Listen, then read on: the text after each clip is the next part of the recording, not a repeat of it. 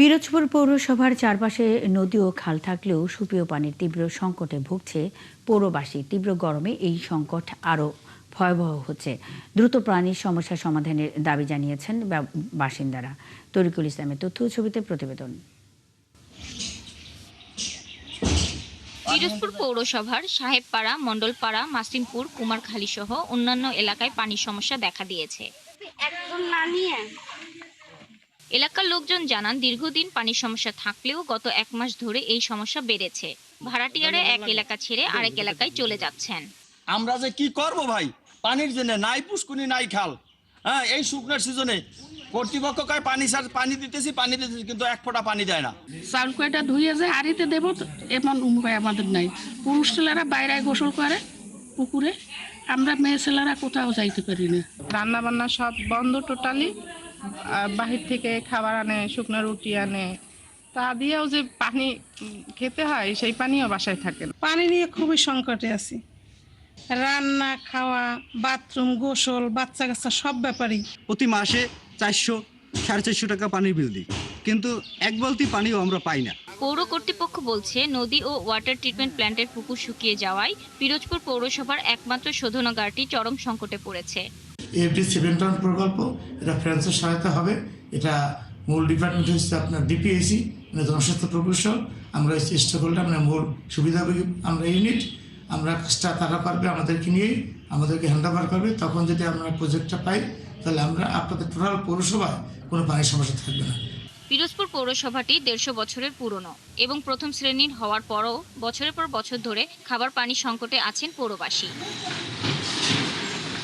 শাকিলা সিথি, 71। পিরোজপুর পৌরসভায় সুপেয় পানির সংকটে ভুগছেন পৌরবাসী। সেখানকার পরিস্থিতি জানাতে আমাদের সাথে যুক্ত হচ্ছেন সহকর্মী তরিকুল ইসলাম। তরিকুল, দীর্ঘদিনের এই পানির সংকট কেন সমাধান হলো না?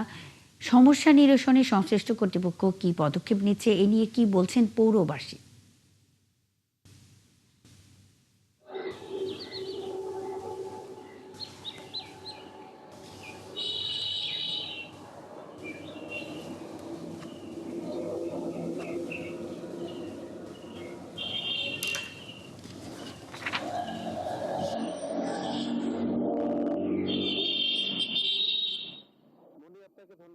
আপনাকে জানিয়ে রাখি, পিরোজপুর পৌরসভার চারিপাশে নদী-নালা, খালবিল থাকলেও তীব্র পানির সংকটে ভুগছে পৌরবাসী।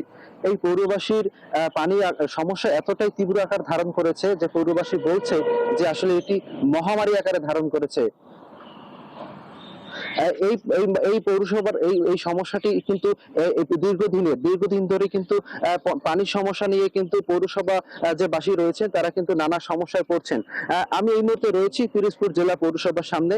এই পৌরসভাটি প্রায় 150 বছরের পুরানো, কিন্তু এবং প্রথম শ্রেণীর একটি পৌরসভা। কিন্তু পৌরসভা প্রথম শ্রেণীর হওয়ার পরে কিন্তু এখানকার নাগরিক সেবা কিন্তু প্রথম শ্রেণীর নয়।